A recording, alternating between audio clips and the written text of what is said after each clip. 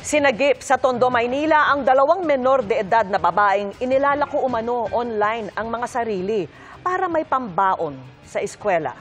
Nakatutok si June Veneracion.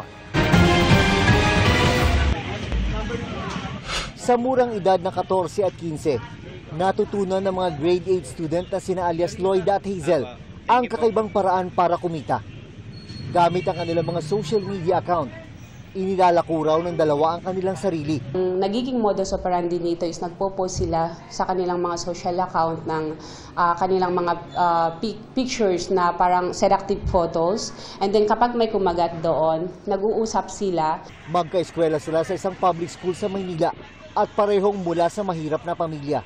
Binabayaran sila ng 5,000 to 5,500 every transaction. Actually, yung sinasabi nila, pambaon daw sa school.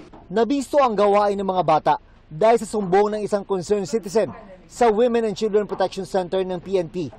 Madalas daw makita ng concerned citizen sa isang motel ang isa sa mga biktima na iba-ibang kasama. Dahil dito, nirescue ang mga biktima sa kanilang mga barangay sa Tondo, Maynila. Nasa pangangalaga na sila ngayon ng mga social worker.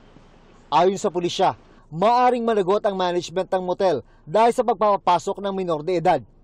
Iniimbestigahan din kung sino-sino ang mga naging kliyente ng mga biktima ng trafficking in persons para sila ay mapanagot sa batas. Yung paggamit po ng menor sa mga sexual exploitation, ganun din po ang kanyang matatanggap na kaparusahan. Which is parusa na panghabang buhay at multa na pwedeng umabot ng 5 milyong piso. Para sa GMA Integrated News, June Veneracion, nakatutok, 24 oras.